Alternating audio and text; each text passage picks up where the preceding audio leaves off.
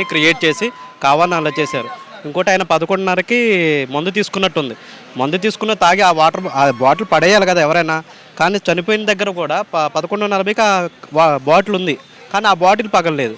ఆయన ఆ బాటిల్ పెట్టుకోవడానికి ప్లేస్ ఉండాలి కదా, ట్యాంక్ కవర్ ఉండాలి కదా. ట్యాంక్ కవర్లో ట్యాంక్ కవరే లేదు బండికి. అంటే హైదరాబాద్ నుంచి విజయవాడ రావడానికి మధ్యలోనే ఆయన ఎవరో ఏదో చేసేసారు, డమ్మీ ప్రవీణ్ని ఇక్కడికి ఇప్పుడు ఆయన మందు తాగాడు అనుకుంటే మందు తాగిన బాటిల్ ఎవడైనా పడేస్తాడు కదా. సీన్ ఆయన చనిపోయేదాకా బాటిల్ ఎలా పట్టుకొని డ్రైవింగ్ చేస్తాడు?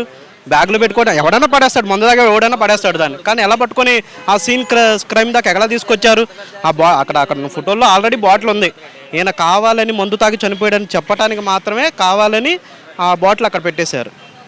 ఇప్పుడు ఆయన బైక్ మీద ఎన్ని సిగ్నల్స్ మారారు, ఎన్ని టోల్ గేట్స్ మారారు, కార్లు అడ్డొచ్చాయనే విజువల్స్ అయితే బయటకు వచ్చాయి. ఆయన ఎవరైనా ఆయన్ని ఢీ కొట్టి ఒక కార్ ఏదన్నా లేదా లారీ ఇలా జరిగి ఆయన పడిపోవడం అనే విజువల్ మాత్రం ఎక్కడ బయటికి రాలేదు. దానిపై మీరేమంటారు? ఆయన ఎక్కడో చంపేసి ఉండొచ్చు.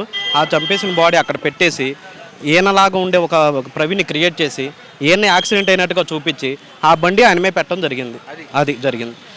ఆయన తాగినట్టు ఆయన ఇప్పుడు కనీసం ప్రాణాలు, ఇప్పుడు ఆ మనిషి ప్రాణం పోయేంత యాక్సిడెంట్ అయితే ఆ బాటిల్ పగలాలి, స్పెట్స్ పగలాలి, అవి ఏం పగలలేదు. ఆ మనిషి ప్రాణం పోయింది. ఎలా పోయింది? అది అంత ఈజీగా ఎలా పోతుంది? ఆయన హెడ్ లైట్ లేకుండా ఎంత స్పీడ్ 70 మీద పడుతుంది, 60 మీద అయితే దెబ్బలు తగులుతాయి. కానీ ఆయన చనిపోయాడు కావాలని.